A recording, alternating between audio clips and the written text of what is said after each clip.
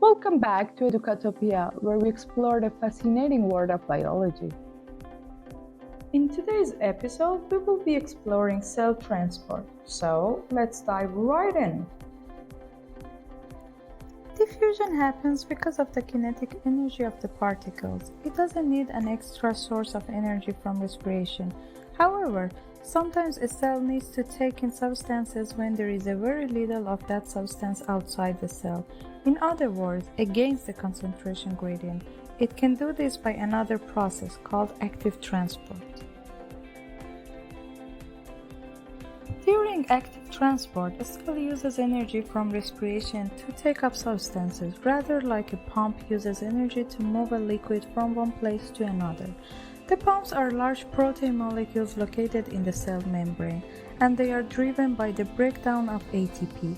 An example of place where this happens is in the human small intestine, where some glucose in the gut absorbed into the cell lining the intestine by active transport.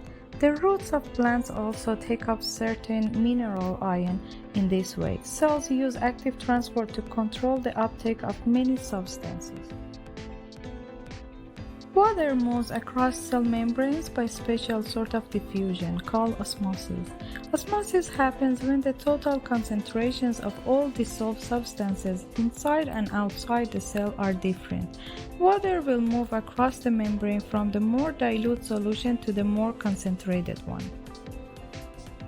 Notice that this is still obeying the rules of diffusion. The water moves from where there is a higher concentration of water molecules to a lower concentration of water molecules. Osmosis can only happen if the membrane is permeable to water, but not to some other solutes. We say that it is partially permeable. Osmosis is important for moving water from cell to cell, for example, in plant roots. Thanks for watching. Hope you found this video helpful. Stay tuned for more content. Like, subscribe, and leave your questions or suggestions in the comments. Until next time, calm your nerves and focus on learning.